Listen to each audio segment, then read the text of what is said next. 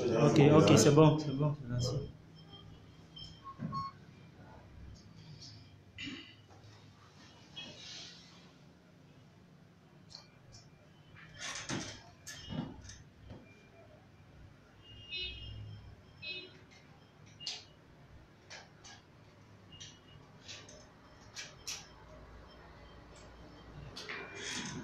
Bonsoir chers internautes, bienvenue dans le cadre de cet entretien avec M. Paul-Henri Kingé. Paul-Henri Kingé, c'est quelqu'un qu'on ne présente plus. Vous savez très bien que du côté de Djombe Pendia, c'est celui-là qui a passé 8 années de prison dans une affaire qui opposait une société française.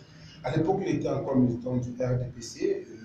Quelques années après sa sortie de prison, il a décidé de mettre sur pied son parti politique dénommé le MPCN, à savoir un mouvement patriotique pour un Cameroun nouveau. On se souvient encore dans la dernière élection présidentielle du 17 octobre dernier, il était porte-parole de la coalition autour du professeur Maurice Kamto.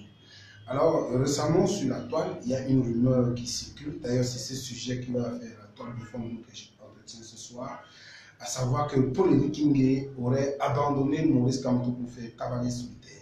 Aujourd'hui, notre invité a décidé de répondre face à cette rumeur. Mais avant d'arriver dans le vif de ce sujet, nous allons avoir la parole à Paul-Henri. Bonsoir. Oui, bonsoir Serge Aimé, bonsoir Bonchouta, bonsoir à tous les Camerounais qui nous suivent en ce moment, bonsoir à ceux qui vont nous rattraper après, et bonsoir aux Camerounais de la diaspora pour lesquels j'ai une pensée particulière. D'accord, pour croiser le web ce soir, je suis avec mon ami, mon frère, chef d'ex politique à la radio Santou, Serge Aimé Bicol, qu'on ne présente plus. Il est également enseignant de sociologie. Alors, monsieur Paul-Henri Kingé, on vous a vu très actif lors de la présidentielle, mais depuis, après les élections, vous avez quasiment disparu de la scène. Certains disaient que vous étiez à cavale, donc on dit que vous avez arrêté. Qu'est-ce qui a justifié ce silence? Bon, disons que je suis particulièrement heureux que ce soir je reprenne la parole. Je ne suis pas beaucoup bavard dans les médias. Si vous vous souvenez bien, depuis ma sortie de prison, je suis à peu près seulement à 8 interviews depuis 2015, parce que j'estime que quand je n'ai en général pas quelque chose à dire d'intéressant, il vaut mieux que je me taise. Et donc je sais me taire, mais je suis un peu surpris que quelquefois mon silence suscite des questionnements et même des suspicions, n'est-ce pas? Bon, peut-être que c'est légitime que les gens pensent que les gros bavards, quand ils se taisent, c'est que quelque chose se cache derrière. Mais en réalité, j'ai décidé de me taire à cette période précise pour des raisons, parce que je tenais absolument à jouer une carte de stratégie jusqu'à fond. Ma vie a été menacée, il faut le dire. Il faut le dire aux Camerounais. Effectivement, vous avez déposé une plainte contre.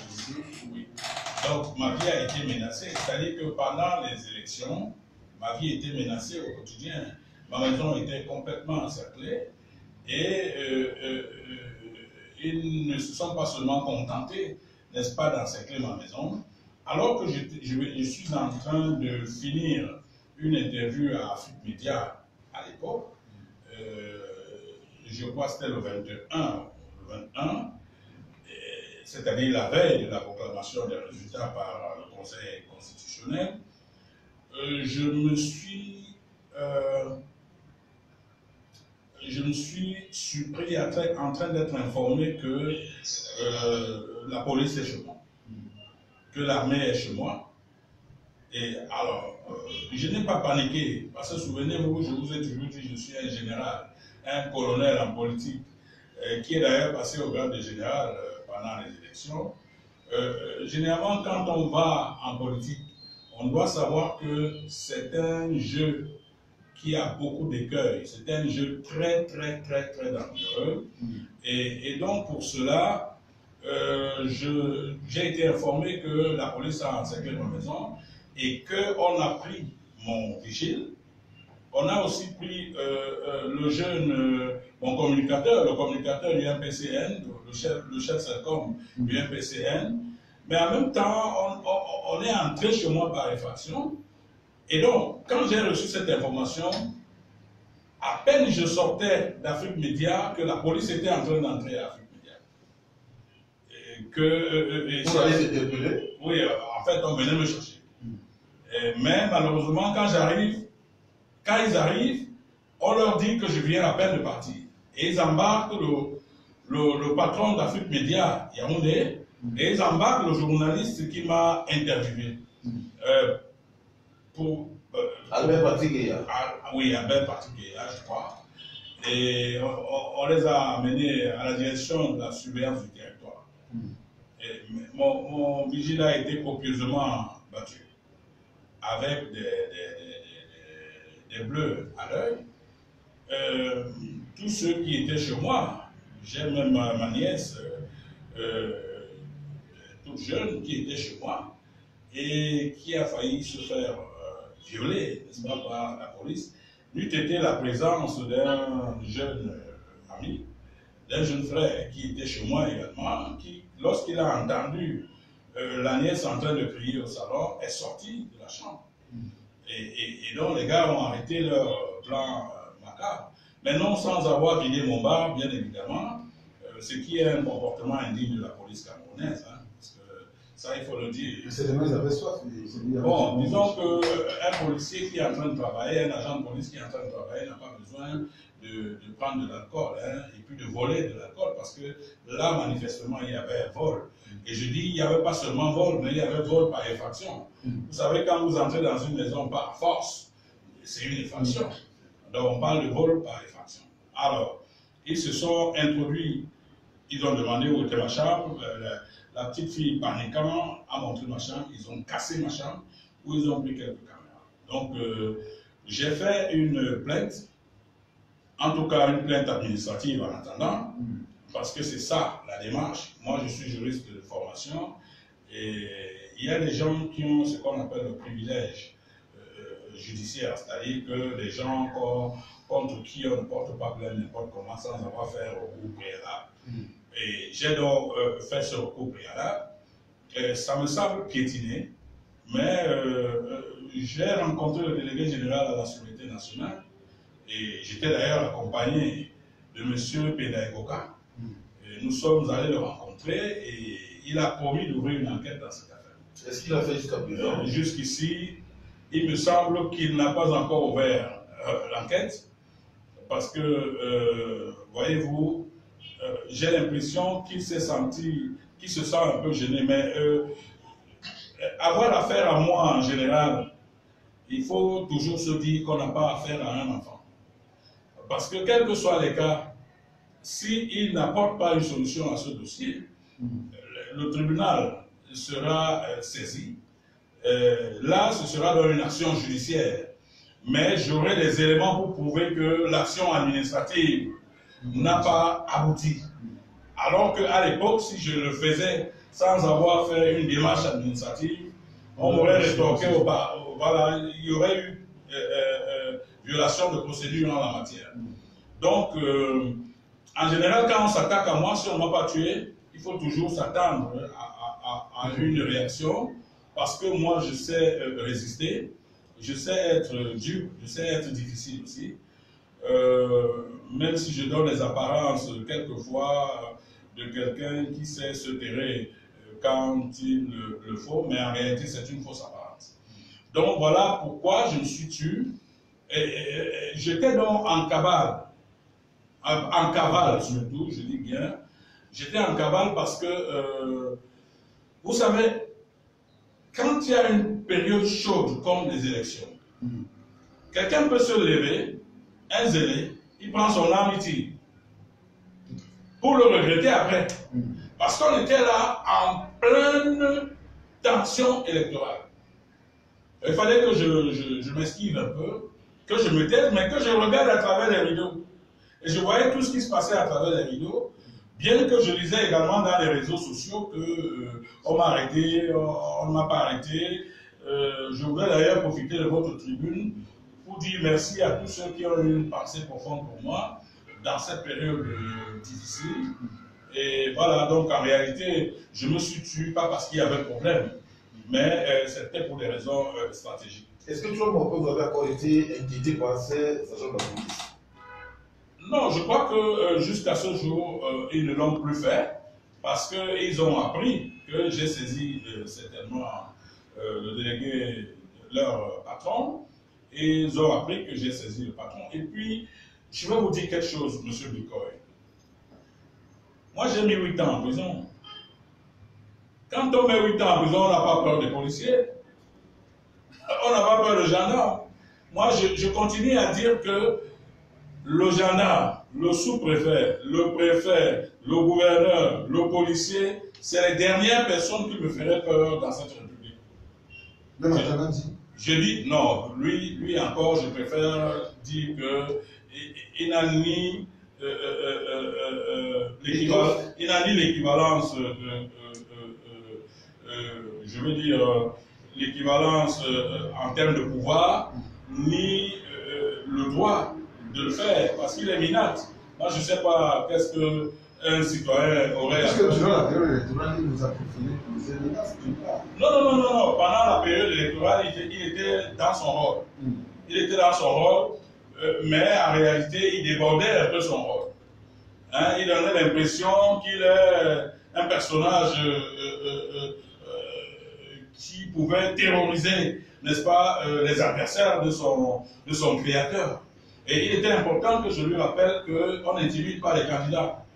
Et on n'intimide pas les gens qui accompagnent les candidats, surtout pas un directeur de campagne, parce que dans le monde entier, la fonction de directeur de campagne est une fonction distinguée.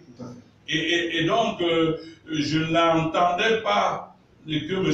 Atangandi, fut-il ministre de l'administration territoriale, nous donne des leçons. Et surtout, ce que je ne voulais pas admettre, c'était qu'il tourne en bourrique mon candidat.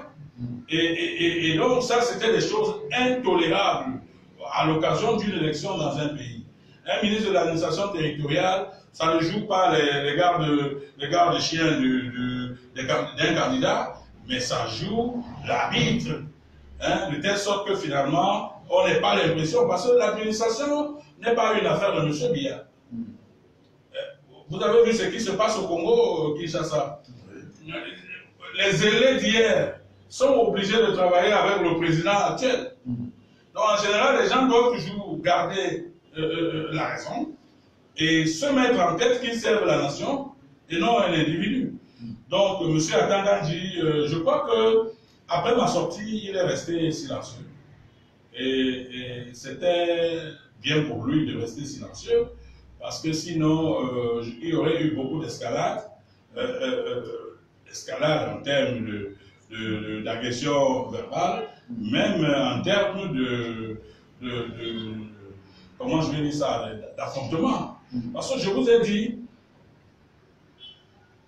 là où on n'arrive jamais à m'avoir, c'est que je ne frôle jamais la ligne rouge où s'arrête la loi. Je sais où commence la loi et je sais où elle s'arrête. Donc il est difficile que si je n'ai pas violé la loi, que les gens me... n'est-ce pas? Vous connaissez le procès. Non, c'est très difficile en tout cas. Dès qu'on a vu devant l'État du Cameroun, vous avez gain de cause. Monsieur Paul Chouta, je fais partie de ces Camerounais qui savent revendiquer leur droit. Je fais partie des Camerounais qui savent lire le droit entre les lignes. Et je fais partie des Camerounais qui pensent que leurs droits sont sacrés. Et donc, que vous soyez Paul Biya, que vous soyez, je ne sais pas, Atangandi ou comment on l'appelle, le délégué général de la sécurité nationale, vous ne pouvez pas me faire peur tant que je suis dans le carré de la loi. Parce que si vous engagez quelque chose en violation de la loi, moi je sais où vous poursuivre. Moi je suis pas, je sais écrire. Il y a un Camerounais à la FECAFOOT là, qui passe le temps dans les tribunaux. Je suis le triple de ce bonhomme là, et que j'admire, dont j'admire d'ailleurs la pugnacité. Moi, je suis le triple de ce monsieur. Tu n'es pas un peu mégalo? Non, je ne suis pas mégalo. En fait, je suis quelqu'un, j'essaie d'expliquer que par semaine, je peux faire 300 correspondances. Moi, je passe mon temps à écrire. Je passe mon temps à saisir les instances supérieures. Je passe mon temps, d'ailleurs, je vous informe là ce soir que mes avocats de France ont mis en demeure M. Biya d'avoir à réparer les préjudices que j'ai subis au plus tard le 28 février prochain. C'est-à-dire que M. Biya a été sommé par mes avocats européens d'avoir à payer, donc à réparer les préjudices que j'ai subis au plus tard le 28 prochain. On lui a donné, le 28 février prochain, on lui a donné 2 mois pour que l'État du Cameroun s'exécute. Est-ce que la correspondance lui est parvenue? La correspondance est passée par l'ambassade du Cameroun à Paris, donc par valise diplomatique, et par l'ambassade du Cameroun auprès des Nations Unies, par valise diplomatique. Et logiquement, la valise diplomatique ne porte pas les poulets et les œufs. La valise diplomatique porte les documents urgents qu'on porte à la disposition du président de la République et peut-être de ceux qui l'entourent, chacun dans le cadre de ses compétences. Donc moi je crois que le président de la République, ça ne nous intéresse pas. Qu'il ait reçu ou pas, la valise diplomatique a porté la mise en demeure, il n'agit pas, il n'y a pas de problème. Il a jusqu'au 28 février pour me payer. Il ne paye pas, à partir du 28 février, il n'y aura pas que l'histoire des sardinats et des tontinaires en Europe, mais il y aura que si son avion se pose quelque part, mes avocats se sont apprêtés déjà à bloquer et arrêter cet avion. Donc ça, il faut que je vous le dise. Je vous le dis, moi, parce que je ne suis pas du genre à vous le dire et fuir le Cameroun. Hein. Je le dis en restant ici.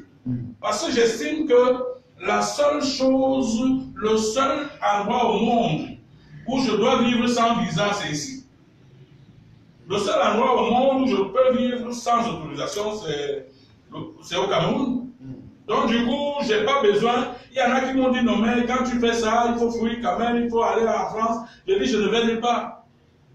Vous n'avez peur de rien? Non, je vais nulle part. C'est-à-dire qu'à partir du 28 février, si le président Paul Biya et le Cameroun n'ont pas réparé la décision rendue par les Nations Unies, je voudrais déjà vous apprendre que le Cameroun vient d'être élu à siéger au Conseil des droits de l'homme comme président. Donc, le Cameroun fera partie désormais du collège de présidence du Conseil des droits de l'homme. Mais quel est ce pays qui va aller siéger comme présidence, à la présidence du Conseil des droits de l'homme, mais qui lui-même ne respecte pas les droits de l'homme, surtout les décisions rendues par ce conseil-là? Je ne sais pas si vous comprenez. Je dis que au mois d'août dernier, le Cameroun a été élu à co-présider le Conseil des droits de l'homme des Nations Unies. Ma décision, je l'ai eue d'un mécanisme du Conseil des droits de l'homme, qu'on appelle le Comité des droits de l'homme des Nations Unies. Alors, quel est ce pays qui va bientôt siéger aux Nations Unies, au Conseil, c'est-à-dire au droit du monde en matière de droits de l'homme, alors que lui-même ne respecte pas les décisions rendues par cet organe qui va aller présider pendant 3 ans. Donc, c'est à ce moment, donc, quand mes avocats vont agir, on va rappeler au Cameroun qui siège au Conseil des droits de l'homme, et donc, cette affaire va s'embraser très très bientôt. Donc, beaucoup de gens ont fait courir la rumeur suivant laquelle j'ai été payé. Par qui? Par l'État du Cameroun. Non, les gens l'ont dit. Oui, donc en réalité, c'est maintenant donc que l'État du Cameroun, c'est-à-dire depuis que j'ai eu cette décision en 2016, c'est maintenant que je somme l'État du Cameroun à payer. Mais il y a quand même le bloc ici que vous avez perçu la somme de 300 millions. J'ai jamais perçu de l'argent, aucun centime de l'État du Cameroun. Aucun centime. Vous savez, moi j'ai toujours cette faiblesse de dire les choses telles qu'elles sont. C'est-à-dire que l'État du Cameroun ne m'a jamais donné aucun centime concernant les réparations découlant, n'est-ce pas, du préjudice que j'ai subi. Donc jusqu'à ce jour, je n'ai rien reçu de l'État du Cameroun. Et je prends le peuple camerounais à témoin parce que quelque chose va se faire après février. Est-ce qu'il va se faire? Ce qui va se faire, c'est que l'avion du président va être saisi. Et s'il ne va plus en Europe, vous allez l'avion. Il ne part pas en Europe, même s'il a loué l'avion, partout où il s'arrêtera, on va saisir cet avion. Et à partir de ce moment, ces gens qui disent être trop forts vont lui rendre compte, vont dire au président, oui, mais on a subi cette affaire, mais bon, on a laissé qu'on saisisse d'abord l'avion. Ce sera leur problème. Mais je dis qu'après la mise en demeure, quelque chose va se faire. Quand, je ne sais pas, je ne peux pas vous le dire à mon vision, parce que c'est une question de stratégie. Si vous lui dites que vous l'arrêtez le 3 mars, vous allez saisir son avion le 3 mars, et qu'il décide de ne pas voyager le 3 mars, il vous aura joué. On va s'endormir un peu à partir du 28, mais partout où il s'opposera, on saisira son avion. Mais pour le monsieur, il peut arriver que le monsieur Biya décide au cours de ce mandat de notre gouvernement, on se souvient très bien. C'est l'un des rares mandats où après son élection que vous connaissez d'ailleurs, il n'a pu bouger du pays, même ne serait-ce qu'au Sénégal à côté, il ne va pas dire. Non, ce sera tant mieux pour l'économie camerounaise. Vous savez que chaque voyage de M. Biya amène le Cameroun un tout petit peu, chaque fois, à côté du cimetière, économiquement parlant. Donc, chacun de ces voyages, c'est des dépenses onéreuses qui n'apportent rien à notre pays. Donc, si parce que il a finalement pris conscience qu'il ne doit pas voyager, c'est tant mieux. Mais ça m'étonnerait en tout cas. Ce n'est pas parce que c'est la première d'Artisa qui le menace au quotidien. Mais écoutez, tout ce qui peut menacer Paul Biya est bienvenu pour moi. Ça, vous devez le savoir. C'est-à-dire que tout ce qui peut menacer Paul Biya est bienvenu pour moi. Moi, je soutiens tout ce qui menace Paul Biya parce que j'estime qu'un père qui a 86 ans ne doit pas aller aux élections avec des enfants comme Cabral Libby. Un homme qui a 86 ans va à l'élection avec un gars comme Cabral Libby, c'est un homme qui n'est pas respectable du tout. Pour moi, c'est un personnage qui n'est pas respectable. Mais si c'est l'appel du peuple? Non, ça ne peut pas être l'appel du peuple. Je vais vous dire quelque chose, j'ai l'impression, permettez-moi d'entrer dans ce type d'analyse. La forte impression que j'ai, et c'est même pas, c'est au-delà de l'impression, la forte conviction que j'ai, c'est que c'est la première dame qui gouverne le Cameroun. Comment le pouvez-vous? Non, s'il vous plaît, c'est la première dame qui gouverne le Cameroun. C'est comme je te le pas faux. Non, s'il vous plaît, vous savez, la première dame n'a pas vécu dans un monde où on parlait des affaires d'État, des affaires de trucs. Elle a vécu dans un monde ordinaire. Et depuis un moment, autour d'elle, elle s'est fait entourer par des gens supposés être de son ère culturelle. Je dis supposé être, parce qu'on ne peut pas établir que c'est ses cousins ou c'est ses neveux et autres. Alors, c'est un gars... Voilà. Je voudrais vous dire que l'arrivée de M. Ayoro à la présidence vient de la première dame. L'arrivée de Babouké à la présidence vient de la première dame. L'arrivée de Ngongo, contrairement à ce que les gens ont fait courir là, vient de la première dame. Alors, ce n'est pas fortuit. Et il y avait une cible, il y avait une première cible qui était un obstacle énorme à la présidence. Cette cible, c'était M. Belinga Eboutou. Il fallait absolument faire sauter ce bouchon. Qui a été fait. Le bouchon a donc été sauté. Alors, quand le bouchon a été sauté, voyant l'âge du président de la République, sachant qu'à cet âge-là, on n'est plus en pleine possession de ses facultés, les gars ont dû proposer à la première dame, écoute, petite sœur, le pouvoir est entre tes mains. Nous pouvons le gérer comme toi tu veux. Et la jeune femme qui n'a pas vécu dans le monde du pouvoir leur a dit, écoutez, allez-y. Si vous pensez que moi je peux coter quelques dossiers et faire ci et ça, allez-y. Et c'est ça la vérité. Ce qui se passe au Cameroun aujourd'hui, c'est la première dame qui dirige. Je ne sais pas si les Camerounais voient ça, mais en réalité, c'est la première dame. Le président Paul Biya... officiel, notamment le dernier réaménagement, ne prend pas la signature. Non, regardez la montée de tous ces gars qui sortent de Nanga et Boko, qui sont plus ou moins épais.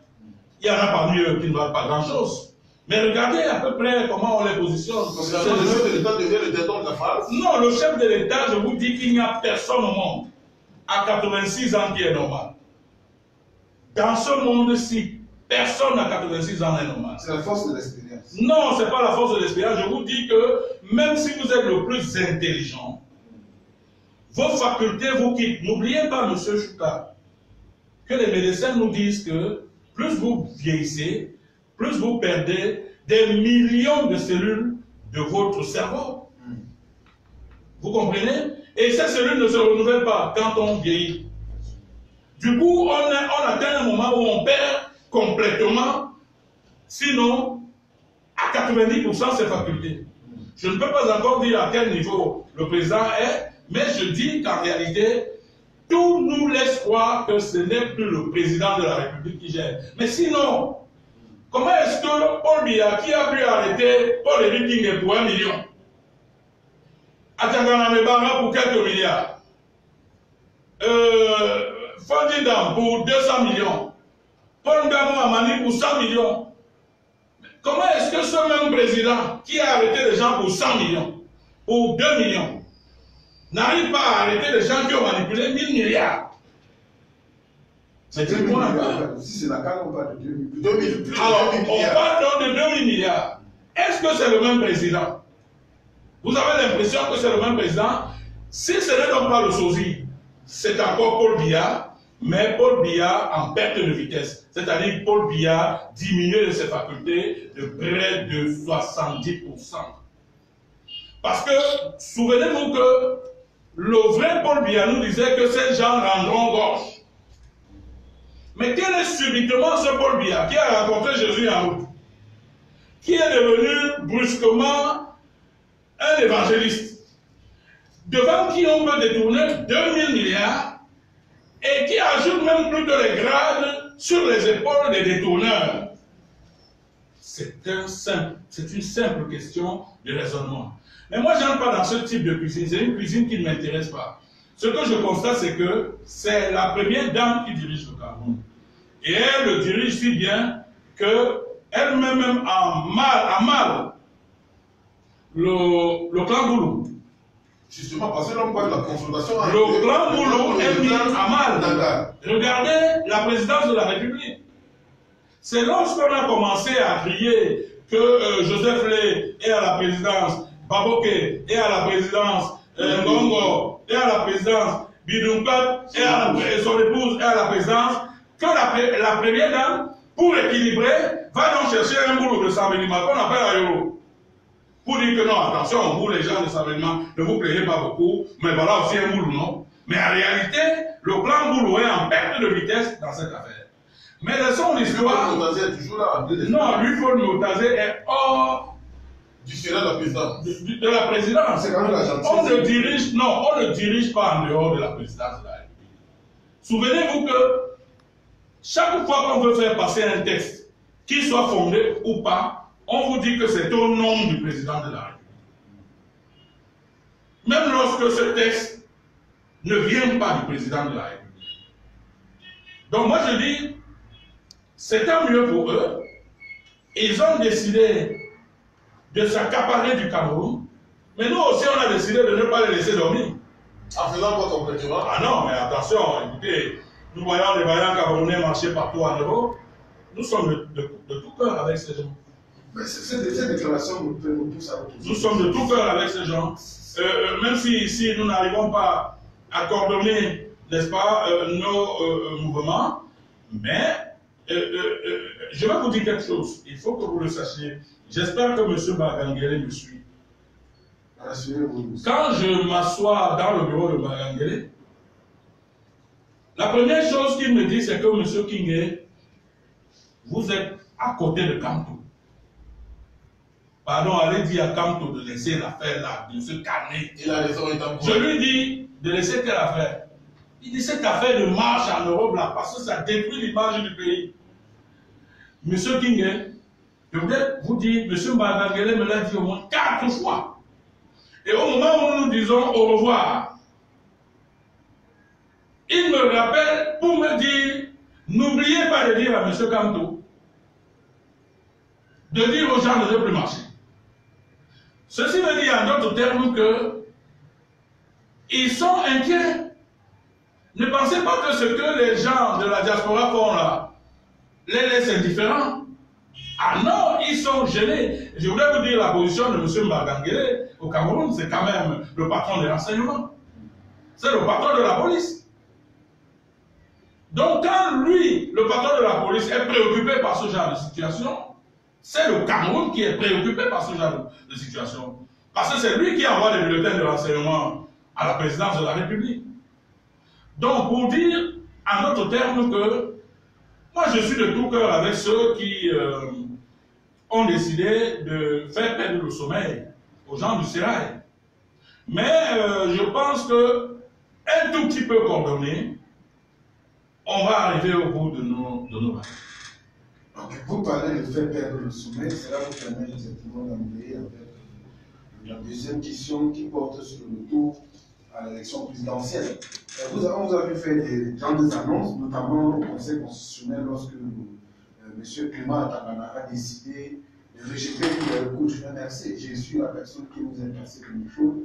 Vous avez dit que vous ne retirez pas la victoire de la coalition volée. Mais on a été surpris qu'après cela, malgré les interpellations, ou je veux dire les appels de M. Kanto à descendre dans la rue, revendiquer contre le Rwanda. On l'a vu ici à Yaoundé, où on l'a séquestré avec certains militants qui étaient à l'état de mettre ici, derrière le pick-up, les Kala Eboué. Et vous étiez pas également. Où étiez-vous, monsieur? Bon, je vous ai dit que j'étais en cavale, non? Je vous ai dit qu'avant que M. Kanto ne descende sur le terrain, M. Kanto, moi j'étais déjà recherché. Je voulais vous dire et rappeler aux yeux du monde entier que j'ai perdu 5 chiens le même jour. Je voulais vous dire que les chiens que j'ai perdus, en général, me sont plus protecteurs que les vigiles. Parce que vous savez que les vigiles, on peut les acheter aisément. Mais on ne paye pas les chiens. Les animaux, on ne les corrompt pas. Alors, regardez la violence avec laquelle ces gars ont abattu mes chiens. Que se serait-il passé si on m'avait trouvé là? Puisqu'ils ont tué mes chiens avec un produit que ces chiens ont inhalé, que se serait-il passé? J'étais en cavale, j'étais caché à ce moment-là. Donc, je n'aurais pas pris sur moi le risque d'être à Longa ce jour-là. Mais j'étais en contact avec le professeur Kanto et avec Penay Koka qui savait que j'étais quelque part. Et d'ailleurs, Maître Sim le savait également. Parce que nous étions, on communiquait. Hein. Vous savez qu'en temps de guerre, tous les généraux ne vont pas au front comme ça. Il faut toujours qu'il y ait des gens en arrière-plan qui profitent des stratégies. Donc nous étions de tout cœur ensemble et ils savaient que je regardais et que je suivais et il n'y avait pas de dissonance. En fait, le fait de ne pas me voir ne voulait pas dire que je n'étais pas d'accord. Et même au lancement du plan national de résistance au cordon électoral, dans les régions camerounaises, vous étiez invisible. Non, sur ce plan, les Camerounais ont le droit de savoir la vérité. La vérité, c'est que je n'étais pas d'accord avec le plan de résistance. Ce n'est pas sur ce plateau que je devais le dire ce soir. Parce que j'étais en train de vouloir le dire dans mes mémoires. Je n'étais pas d'accord avec le plan de résistance. Pourquoi? Parce que je savais que ça va échouer. Ça n'aura pas un grand impact. Il faut que les Camerounais me suivent clairement. Moi, je ne sais pas, s'il vous plaît, je ne sais pas mâcher mes mots. Au soir du 23, non, du 21, avant que je ne parte à Afrique Média, nous avons tenu une réunion au siège du MRC à Odia. Nous étions 38. À cette réunion, on a donné la parole à tout le monde.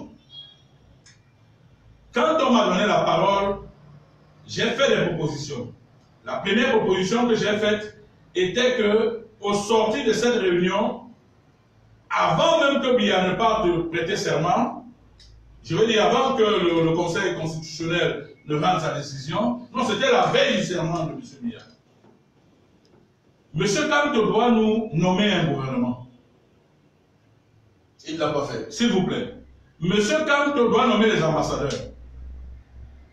Mais M. Kamto doit aussi nommer des civils paramilitaires en Occident.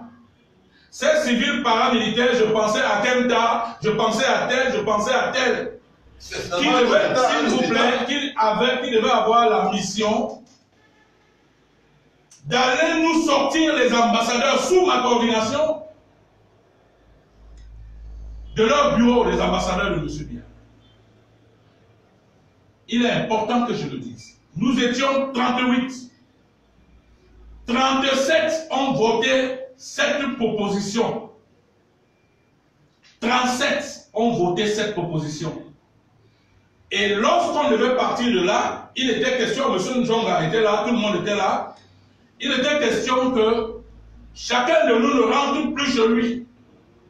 Mais M. Serge Bikoge, il est important que je vous rappelle que trop peu de politiciens au Cameroun ont mon expérience. J'étais là en train de jouer mon rôle de directeur de campagne et de stratège. Alors, il était question que personne ne rentre plus chez lui et qu'on cherche un hôtel où nous devions tous entrer. Avant donc que le gouvernement ne soit rendu public. Lorsque nous quittons cette réunion, il n'y a pas un seul doute que, parce qu'il y a 37 personnes sur 38, ça va s'appliquer. Cela ne s'est pas fait le même soir. Ça ne s'est pas fait le lendemain. Ça ne s'est pas fait 2 jours plus tard. C'est au 4e jour que Penda m'appelle pour me dire que Fogué et moi, nous devons nous retrouver pour le plan de résistance. Et qu'est-ce que vous lui avez dit? Je lui ai dit, je ne souscris pas à un plan de résistance. Parce que nous sommes habitués à voir ce genre de choses qui meurent d'elles-mêmes. Quand vous, dans un plan de résistance, vous demandez de se lever un matin et de prendre des casseroles, et il faut frapper les casseroles, vous voyez que c'est ça qui fait partie de ce Biya? Moi, je fais pas. Vous ne pouvez pas déraciner un régime qui a 36 ans au pouvoir en allant cogner les ramites au bord de la route ou devant les églises. Vous ne pouvez pas. Par contre, si M. Kenta avait été nommé par un acte de Kamto, si nos vaillants combattants en Allemagne avaient été nommés par un acte de M. Kamto, je peux vous assurer, tel que je vois la détermination de ces gens-là, ces gens seraient allés nous sortir les ambassadeurs de M. Biya. Est-ce que ça allait faire partie? Non, ça allait le faire partir. Si, à défaut de le faire partir, ça devait faire entrer la communauté internationale au Cameroun. Parce que sachez que chaque fois que la communauté internationale entre, c'est quand les femmes qui a problème, quand il y a trouble. Ça s'est passé vous savez qu'il y a eu des morts au Congo et Kinshasa. Je ne dis pas qu'il fallait des morts ici, mais je dis que si nous avions réussi à déloger 5 ambassadeurs en Occident, je vous assure que les choses ne seraient plus les mêmes au Cameroun. Aujourd'hui, la France, vous avez vu que la France a été dépassée dans l'affaire du Congo-Kinshasa. Elle est venue avec sa malignité, mais on a réussi à la reculer. Les choses ne seraient plus les mêmes. Pour ce qui est de ma collaboration avec Boris Kamto, il est vivant, on s'entend trop bien, il n'y a jamais eu d'éclat de voix entre lui et moi. Quand nous commencions, j'ai dit à Kamto, tu me laisses, moi je donne des coups, je les encaisse, mais tu gardes la hauteur. Tu me fais parler, moi je parle, je mets l'attention, je mets la pression et je permets à la campagne d'être épicée. Il n'y a pas un Camerounais qui ne m'a pas vu mettre des épices dans cette campagne. Parce que dès l'aube de la campagne, j'annonce déjà mon candidat vainqueur. Avant même l'élection. Ça attire l'attention de la communauté nationale et internationale. Jusque-là, il n'y a pas de problème. Mon candidat me dit, Paul-Éric, vas-y. Moi, je fais mon travail. Mais, à partir du moment où nous n'avons pas finalement eu la nomination d'un gouvernement, nous n'avons pas eu, comment vous appelez ça, la nomination des ambassadeurs. J'avais même proposé la nomination, comme j'ai dit, des paramilitaires, des commandos paramilitaires. Allez, tu vas où? Mais je vous dis, tous ces gars qui sont en Occident, qui le font, je vous ai cité quelques noms. Non, je vous ai cité les Kemta, je vous ai cité tous ces gars-là. C'est des gars qui n'ont plus rien à perdre. Et d'ailleurs, tous les jours, le monde entier voit ce qu'ils sont capables de faire. Mais malheureusement, ça n'a pas suivi. J'ai eu le sentiment d'avoir été désavoué. Et moi, je sais prendre ma place. Parce que je ne sais pas donner l'occasion qu'on me demande plus tard pourquoi fais-tu beaucoup plus que le candidat. Donc j'ai repris ma place, j'ai dit ok, je vais suivre, mais seulement moi je ne crois pas au plan de résistance. J'en veux pour preuve quelques jours plus tard, Penda m'appelle, il y a quelques temps encore, pour me dire Paul-Éric, je reçois beaucoup de coups de fil, des gens qui estiment qu'il fallait qu'on durcisse le ton et tout, mais je dis mais à quel moment viens-tu me dire ça? À quel moment tu viens me dire ça? Donc, voilà les raisons pour lesquelles je ne me suis pas senti tellement engagé, parce que j'ai eu l'impression d'avoir été désavoué. Et personne à ma place ne peut être désavoué et continuer à faire comme si de rien n'était. Je voulais vous rappeler que je suis le premier allié de la coalition. Peut-être que les gens oublient ça. Penda est venu 2 semaines après, 1 semaine et demie après moi. Zonga est venu 2 ou 10 jours, 4 jours avant la fermeture des élections, quand 4 de temps avant tout ça.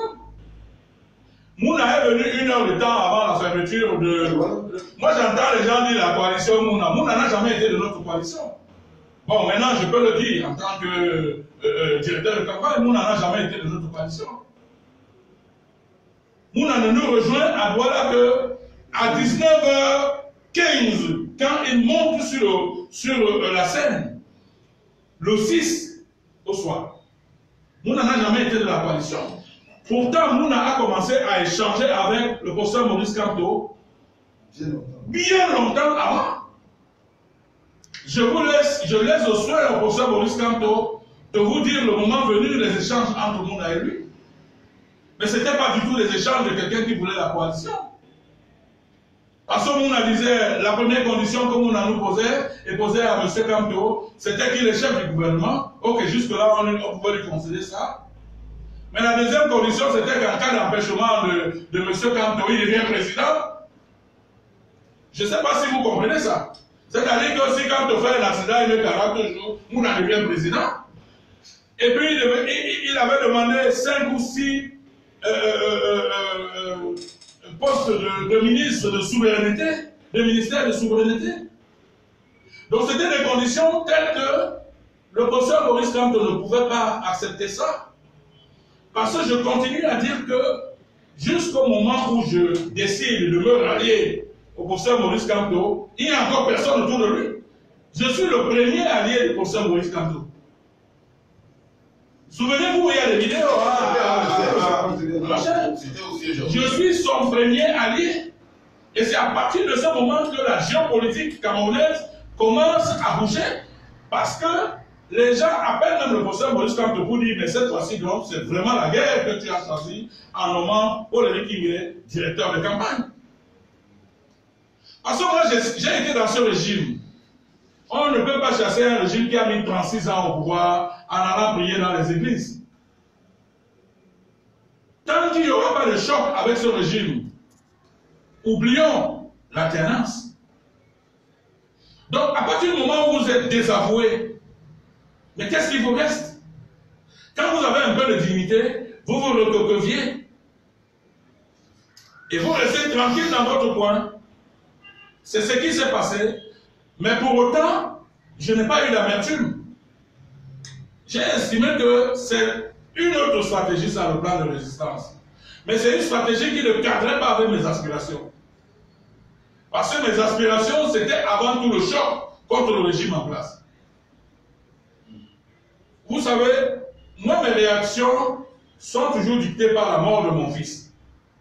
Chaque fois que je pense que mon fils a fait face à la mort et qu'il n'a pas eu peur de la mort, bien qu'il ait été vaincu par la mort, je me demande pourquoi moi je dois avoir peur de la mort. Si le professeur Camto m'avait laissé faire tel que j'avais proposé, je peux vous assurer que ce régime ne serait plus là. Alors les marches sont également lancées le 26 janvier prochain pour lutter contre la crise dans les régions du sud-ouest, pour lutter contre l'atteinte de la santé publique, pour lutter contre le scandale de la CAN. Allez-vous participer à ces marches?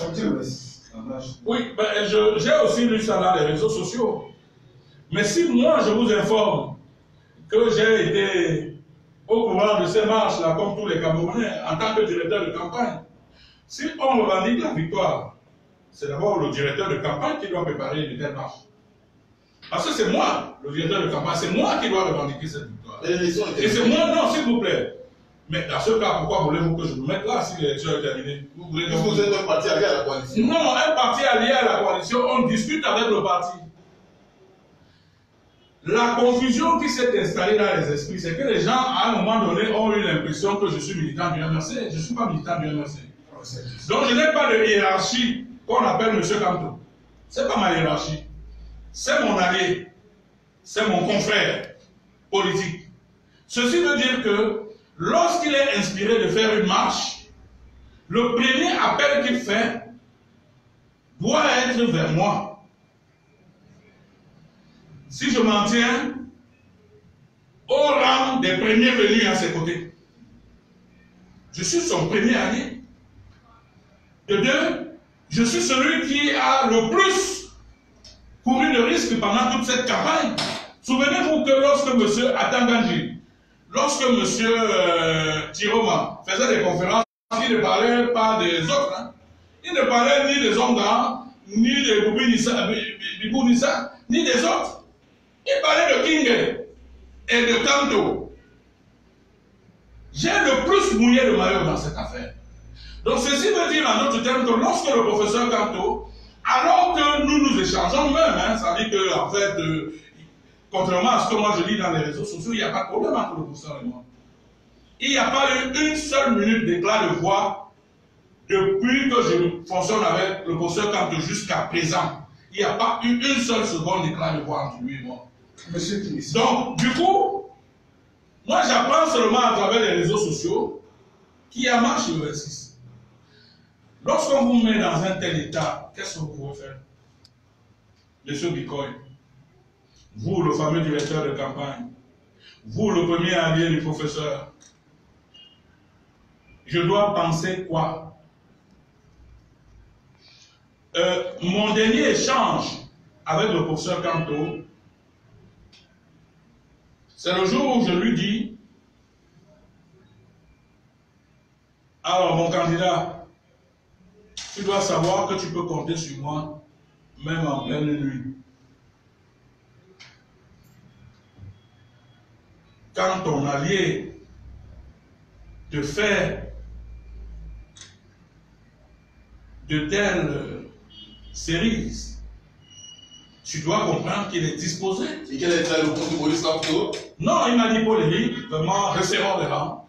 Et puis, alors quand il me dit resserrons les rangs, parce que moi j'ai tous ces messages, quand il me dit resserrons les rangs, moi j'attends que s'il a en tête de faire une marche, qu'il me dise polémique, écoute, nous on a une marche.